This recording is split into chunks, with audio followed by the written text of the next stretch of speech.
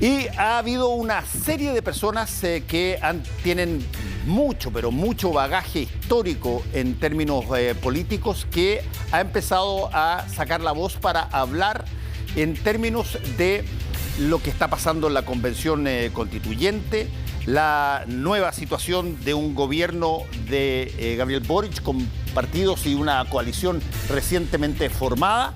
Y queremos conversar con una de esas personas, Sergio Bitar, ex ministro de Minería de Salvador Allende, ex ministro de Obras Públicas, ex ministro de Educación. Como estábamos conversando, la única persona que ha sido ministro de los 3 presidentes socialistas que han habido en Chile. Y además, bueno, tú formaste parte de la izquierda cristiana, fuiste parte de la Concertación, y desde ese punto de vista, ¿cómo estás viendo el proceso actual? No solamente de la convención, sino que el proceso político inédito en términos generacionales, y con la otra cosa inédita que es esta convención desarrollándose en el país, Sergio. Bueno, muchas gracias por invitarme. Yo creo que al gobierno de Boric le va a ir bien, que es un buen gobierno. Usted estudió educación cívica en el colegio, así que sabe que cuando el presidente es ungido como presidente, es presidente Boric. Ya deja de ser Boric. Exactamente. Así que, por lo menos aquí, a todos los presidentes les decimos presidentes cuando son titulares. Claro, le va a ir bien. Y ahí cuando tú dices presidente Boric, estás haciendo respaldo a la institucionalidad. Exactamente, tal cual como el presidente Piñera, como exacto. Cuando eres un demócrata, la institucionalidad fundamental puede pasar la persona que es presidente. Esa es mi primera observación. Y la segunda observación, que yo voy a votar apruebo. Y le digo a mis amigos que están con dudosos que hay que hacer confianza en que la convención, responsablemente frente al desafío de darle una constitución a Chile, va a ir corrigiendo las fallas que hay, porque yo creo que hay fallas. Pero tiene que salir una nueva constitución por el bien del país. Te quiero hacer esas 2 aclaraciones de entrada, porque lo que podamos conversar ahora tiene que ver con cómo aseguramos el apruebo y que hay que cambiar. Ok, antes de llegar a esa parte, te quiero preguntar unas cosas de contexto un poquitito. La primera es este cambio generacional muy tremendo que se ha dado en un lapso bastante corto de tiempo, donde tú tienes un presidente de 36 años que hasta hace poco miraba lo que se había hecho durante los 30 años posteriores a la dictadura como una cosa de alguna forma de mirada crítica, como todo su sector, y hoy, estando a puertas de que se emita un documento que obligatoriamente todos los chilenos van a tener que decidir si es que apoyan esa nueva constitución o no. ¿Cómo ves tú, en medio de todo ese proceso, lo que ha sido el tránsito de tu generación a esta nueva generación? Uno aprende que para estar en política en tiempo largo tienes que ser transparente y coherente. Porque a la gente al final tú puedes gustarle o no, pero depende de la convicción con que eres un servidor público. Entonces, alguien que, en mi caso, estuvo con Allende, mataron a sus amigos, lo mandaron a la isla Dawson preso, lo mandaron al exilio por 10 años, volvimos a luchar contra la dictadura. Tú lo haces porque amas a tu país, no era por conseguir nada. Lo único que podías conseguir es irte preso de nuevo, o que te mataran, como mataron a muchos y torturaron. Entonces, en esos casos, tú pones por delante, yo siempre he pensado que en política, si tú no pones por delante el interés de Chile y de los más pobres de Chile, a los cuales tú quieres servir, no puedes ser político. Y eso supone que tienes que dejar pasar las broncas, dejar pasar las divisiones, dejar pasar los insultos, pensar en el país, defenderte, por cierto. Entonces, en ese sentido, yo no tengo ninguna duda de que el cambio constitucional y el aporte de una nueva generación es fundamental para el futuro. Ahora, ¿está asegurado? No. ¿Hay que hacer interacción entre generaciones? Sí.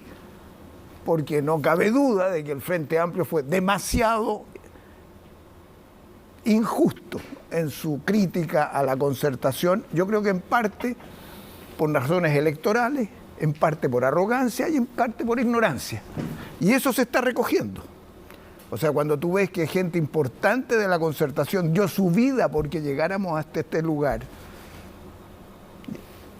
y están amigos, muchos amigos míos ahí, y cuando veo al propio presidente de la República abrirse y comprender esta realidad, porque ha sido muy rápido su giro en ese terreno, que yo creo que es auténtico, me da confianza.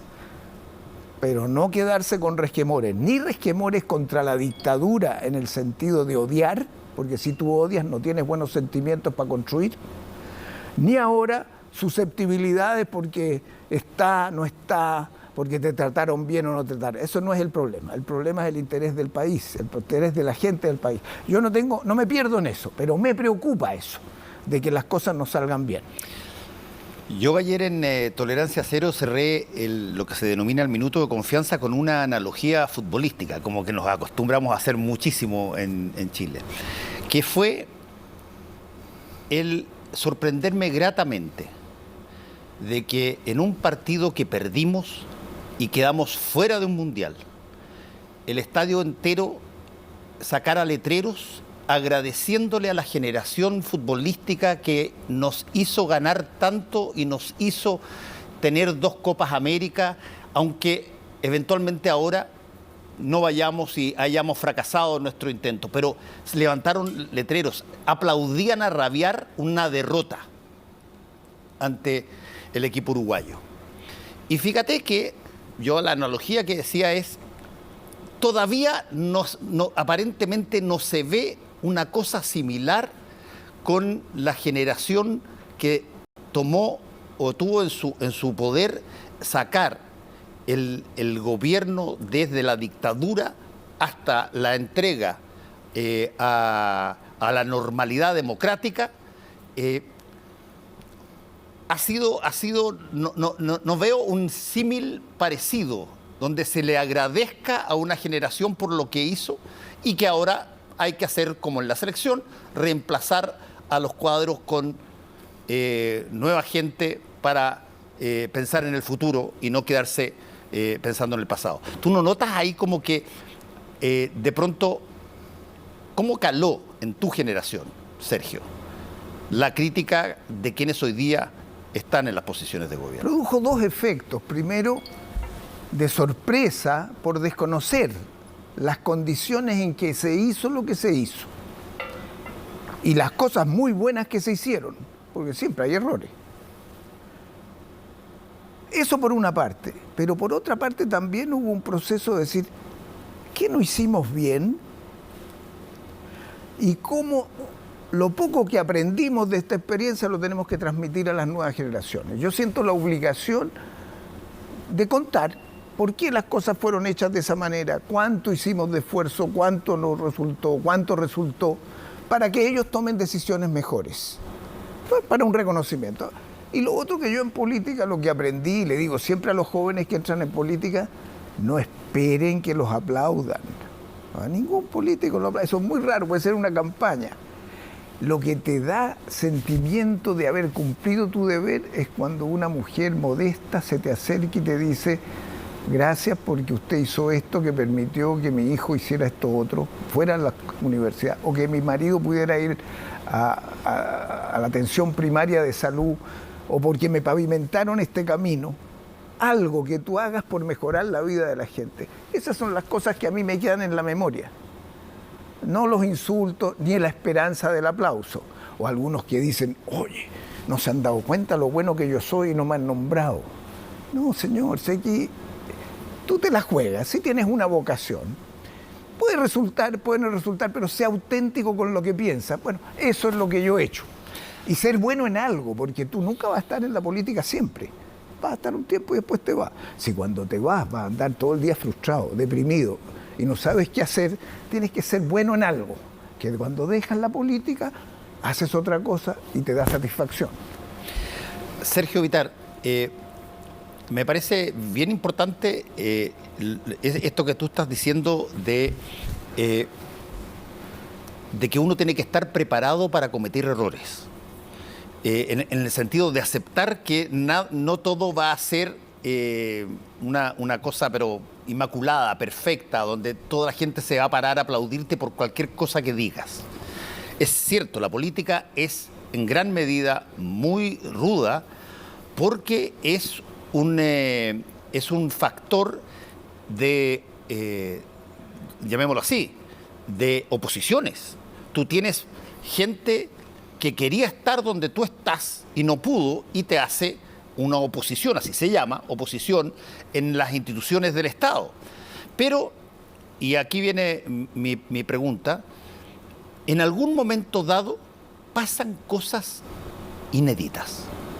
En algún momento dado, de pronto la ciudadanía dice, ¿sabes qué? No nos preguntaron antes y ya que lo están preguntando ahora, sí, queremos una nueva constitución, pero por una abrumadora mayoría. Y se presenta un espacio que no existía, inédito, y por lo tanto donde todo es nuevo. La composición de las personas elegidas para ser parte de esa convención es nueva. Lo que se está discutiendo es nuevo. Conocíamos cómo eran las cosas antes. Las que vienen no sabemos todavía.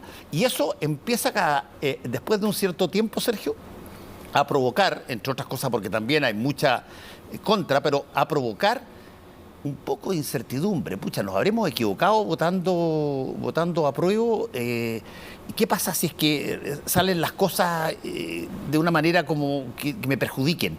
Y te empiezan a alimentar una serie de cosas que el proceso inédito se vive con un gobierno inédito en términos etarios y en un planeta que está viviendo cosas inéditas también por primera vez. Volvimos a la guerra y tenemos cambio climático bastante conformado. ¿Cómo ves ese encuadre para la posibilidad de que le vaya bien o le vaya mal a la Convención Constituyente? El liderazgo crecientemente ya no es tan personal. Hoy día vemos, en algunos países se eligió el primer ministro de Hungría recién, Orbán. Hay estilos autoritarios de gobierno, sí, como lo vemos también en América Latina. Pero el gran liderazgo es un liderazgo que tiene que ser democrático, social, de un poder distribuido. Esa es mi visión. Entonces, por eso coincido con lo que el presidente Boric dice, yo espero que a la salida de mi gobierno el poder esté más distribuido de lo que está ahora. Eso es avanzar en la democracia. Entonces, hay momentos de ruptura y tú tienes que avisorar si ese movimiento de ruptura lo es el estallido social. Abre un camino nuevo. Yo creo que sí. Abre un camino nuevo porque empuja en tres direcciones que son futuro. Más igualdad, más participación para la democracia y más sustentabilidad del planeta. Y en más igualdad y sustentabilidad hay más democracia. El movimiento femenino es muy potente, la diversidad, la dignidad, en los pueblos originarios, una sociedad más integrada y más inclusiva. Entonces, ¿es una oportunidad? Es una oportunidad. ¿La tomo o la dejo? Si la dejo, esto se va por un camino de la mediocridad o se va por el camino de la explosión. Si la tomo, corro riesgo. ¿Hay algún cambio que se haga sin riesgos? No hay, no existen. Hay sectores que le tienen miedo a los riesgos y se congelan el statu quo. Yo ya lo he vivido desde siempre, desde Allende para acá. Y la Concertación fue una lucha permanente contra una derecha de una rigidez imposible, que la gente se le olvida, pero no podíamos pasar nada. Yo pasé en el Senado todo mi tiempo con senadores designados. No podíamos sacar una serie de reformas. Incluso como ministro de Educación tuve que lidiar con senadores designados hasta el 2006 cuando terminó el gobierno de Lagos. Entonces, esta oportunidad no podemos perderla. Esa es mi convicción. Ahora, ¿hay cosas que me preocupan? Claro que me preocupa. Entonces, ¿qué hago yo si algo me preocupa? Defino los riesgos y veo qué hago para confrontar y conjurar esos riesgos. Entonces, eso es lo que yo le pido a la gente con que estoy en la política, la centroizquierda. Y el presidente también ha llamado a dos fuerzas a coaligarse. Y hizo una declaración hace poco en el Cerro Castillo, que me pareció, yo la comparto, que ojalá vamos a la conformación de una gran coalición de futuro. en que las generaciones también se crucen y que que uno puede aportar sirva, pero que la fuerza la tengan los jóvenes para construir lo nuevo. Entonces, yo creo que esa posibilidad es grande y por eso tengo esperanza en el futuro de Chile. Pero no puedo ser ingenuo. A ver, Sergio, de pronto hay ciertas señales que se emiten con o sin intención, da lo mismo porque la señal en sí misma genera una reacción. De pronto aparece una encuesta que dice de que se está acercando el rechazo al apruebo. O aparecen grupos que forman organizaciones que miran con distancia y con un poco de temor lo que está pasando, por ejemplo, en la convención o en el país con el nuevo gobierno. ¿Qué tanto eso, que provienen en gran medida, a la oposición no la culpo porque la oposición es oposición y eso es algo que se espera que haga? Pero al sector que fue gobierno hasta hace muy poco, ¿qué es exactamente, a tu juicio, lo que todas estas nuevas organizaciones, desde amarillo hasta rosados, digamos, buscan o ven que aparentemente no es lo suficientemente deseable? Bueno, primero, el 78 del apruebo no es apruebo de dignidad. No, sin duda. Entonces, quienes quieren llevar adelante un triunfo del apruebo, tiene que ver qué diversidad hay dentro del 78 y cuánto puedo perder, porque parte de eso se va a ir. Hay gente de derecha que votó por el apruebo, hay gente que dice, bueno, no podemos seguir con esto, si ya explotó, hagámoslo nuevo. Entonces, el temor es cuando esto empieza a reducirse y ya según las encuestas tú puedes tener del 78, estar en el 58 o en el 60. Entonces, yo tengo que levantar bandera y preguntarme, no insultar al que está advirtiéndomelo, sino preguntarme por qué lo está haciendo y qué hago para seducirlo y mostrarle que su pensamiento no es el correcto. Y hoy día yo veo un gran desbalance, veo una gran campaña en contra y no veo ninguna estructura política, social, cultural, coordinada para estar a favor. Eso es lo que me preocupa en este momento. ¿Qué veo en las redes? Vi el otro día a alguien que dice, yo estoy por el rechazo, y argumentaba sobre un problema, creo que era de un pavimento, y le echaba la culpa a la convención. O sea, tú empiezas a generar sentimientos de adversidad hacia la convención con temas que no lo son, y yo puedo negarlo, puedo enojarme, pero es un hecho y en política tú tienes que mirar las percepciones de la gente que va a ir a votar. Entonces, mi primera observación es la siguiente. ¿Qué hago para enfrentar eso? Por lo que los riesgos que veo son los siguientes. Ese es uno. Pero el segundo es, va a votar ahora por voto obligatorio una mitad que nunca ha votado. ¿Cómo se comporta gente que está distante de la política, que no va a votar en el último tiempo, cuando tú la llevas obligadamente a votar por algo que no van a leer, porque nadie lee la Constitución? Yo mismo tengo dificultades después de haber estado leyéndola durante todos los años de senador. Es complejo, o sea, es una tarea muy delicada. Entonces, yo me voy a ceñir a lo que digan otros o me voy a ceñir a las áreas en que no estoy de acuerdo y me están diciendo, cuidado, aquí le van a dar a los pueblos indígenas derechos que usted no tiene. Y la plurinacionalidad, van a dividir el país, no va a ser un Estado unitario. Cuidado con el aborto, porque lo que están proponiendo es que el aborto usted lo puede hacer al 6º mes o al 7º mes. ¿Cómo? Si ya la guagua está hecha. Entonces, es falso aquello. Entonces, tú empiezas a razonar sobre los elementos controversiales. Y yo estoy preocupado por ese 50%. ¿Qué estamos haciendo para explicar lo que se hace? Nada. A ese sector, yo creo, nada. Y tengo la sensación de que ese sector se puede cargar más al rechazo. Ahí hay un punto muy interesante que no todos lo han planteado así tan claramente como lo acabas de decir tú. Y es bueno repetirlo. Hay un porcentaje de gente que tiene derecho a voto que no ha votado nunca.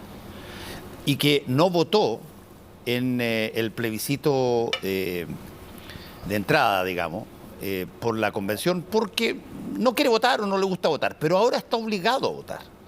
Y normalmente todas las encuestas, de alguna forma, históricamente van y preguntan a las personas que han votado, como han votado, proyectan esa situación. Pero cuando tú tienes una masa muy grande que no ha votado, bueno, la dispersión puede ser bastante grande.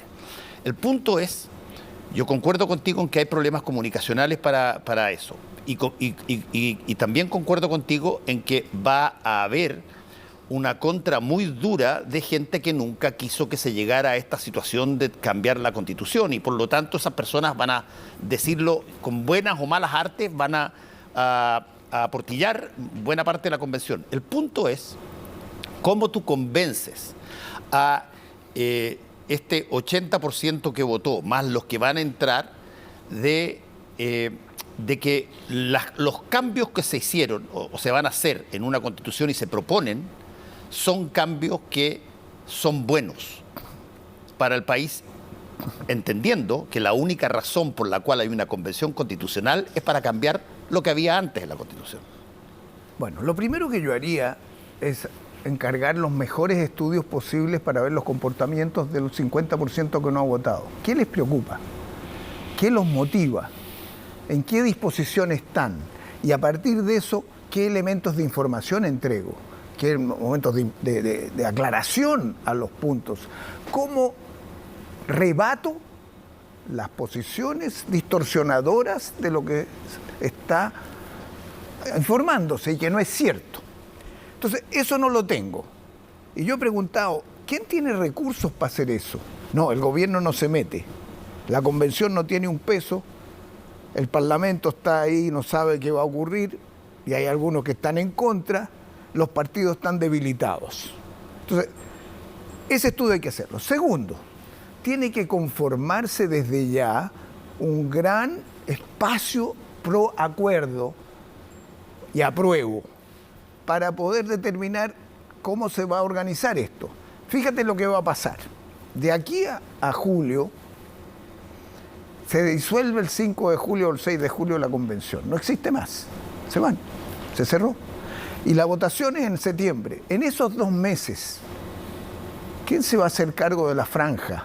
¿Cómo se van a coordinar las posiciones? ¿Esto va a ser espontáneo? Entonces, siempre que hemos tenido plebiscito, y el plebiscito del 88 es un hecho universal de cómo nos organizamos para enfrentarlo, sabiendo que un dictador nos podía aplastar y ellos iban a contar los votos, pero hubo una organización del pueblo chileno con apoderados. Eso hoy día yo no lo veo. Entonces hay que ponerse a hacerlo. Entonces yo creo que hay que convocar a todas las fuerzas políticas organizadas, organizaciones sociales, movimientos y partidos que están en eso para enfrentarlo. Segundo, nosotros tenemos que enfrentar lo que viene en materia de la explicación de lo que está haciendo la convención para no confundir la comisión, que vota a veces cosas bastante extrañas, con lo que resuelve el pleno. ¿Quién está haciendo eso? Tenemos que hacerlo pronto. Tercero, yo me he puesto a preguntar qué ocurrió con el Brexit y qué ocurrió con el plebiscito colombiano. Tanto Santos, el presidente de Colombia, nunca pensó que le iban a rechazar un plan de paz.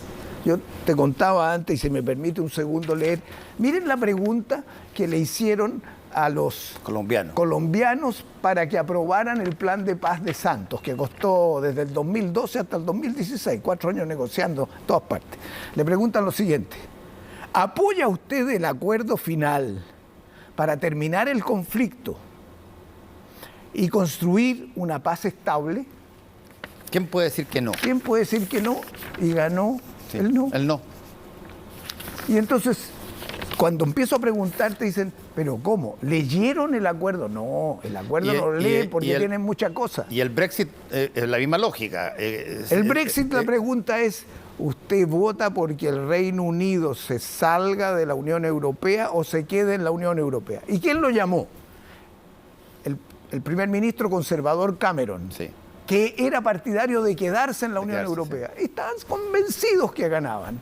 Y perdieron. Entonces, yo tuve la ocasión de conversar con el que era el jefe del Partido Laborista inglés, que vino a la transmisión del mando. Tuvimos un almuerzo. Y le pregunté, ¿pero tú no te diste cuenta nunca de esto? No. Ocurrió en las últimas semanas. ¿Y qué razón crees tú que explica esta situación? Porque la gente cuando va a votar no lee el acuerdo, no lee la Constitución, se opone por temas específicos. Y ahí el tema específico fue la soberanía de Inglaterra. Los europeos nos pueden estar diciendo, y nos meten inmigrantes acá, y nos quieren controlar las monedas y los dineros y qué sé yo, y eso empezaron a levantarlo, la xenofobia contra los extranjeros. Y en el caso colombiano pregunté, ¿y por qué? ¿Por qué les fue mal? Porque Uribe, que era un expresidente, dijo, no le crean, estos están dejando entrar a los guerrilleros al sistema político, estos guerrilleros al sistema político no van a dejar las armas, nos van a destruir. Sí. Y como las heridas por la guerra eran muy grandes, esas quedaron clavadas en el corazón. Entonces, yo he visto esas dos cosas y he aprendido esto, y termino en esta, que se va a concentrar el debate chileno del plebiscito en 5 o 6 cosas. Hablé con canadienses que se dedican a esto y con gente de Holanda. Me dicen, ten cuidado con lo siguiente. Como la gente nadie va a leer la Constitución para decir qué es lo que va a hacer, pero sí vas a tener tú los siguientes temas. El tema de la política indígena. Sí. Y si eso introduce separación entre chilenos. 2, el tema del aborto. 3, el tema de la inmigración. 4, el tema de la independencia del Poder Judicial. Y puedes meter otros temas económicos más según como esté la temperatura en el momento que... Pero concéntrense y preocúpense de esos temas. Y yo lo que digo es, y los nuestros, primero expliquemos que eso es falso, pero segundo, la igualdad, la diversidad, la descentralización, la solidaridad, la protección del medio ambiente, las grandes tareas del futuro y de los jóvenes. Ahí tenemos que estar en primera línea. ¿Quién está ahí? Nadie. Hay tarea entonces. Yo creo que tenemos una gran tarea y yo propondría lo siguiente para terminar. Ojalá la convención cuidara mucho de no dar resonancia a posturas radicalizadas que ayudan al rechazo y concentrarse en las que están en el apruebo, con los 2/3. Segundo, dotar a la comisión armonizadora de nuevas facultades. No solo que ordene lo que nos ajusta, sino que si las cosas se están acortando en el tiempo y están sin poder llegar a una propuesta completa, le encarguen que presente opciones y sometan esas opciones a la convención. Bueno, vamos a estar atentos, Sergio Vitar, a ver qué es lo que está pasando, porque este es un tema que está efervescente en este momento, y a ver si es que alcanzamos a conversar antes de ese plebiscito de salida. A ver qué tal. ¿Te parece? Muchas gracias. Muchas gracias, Sergio. Gracias a ti.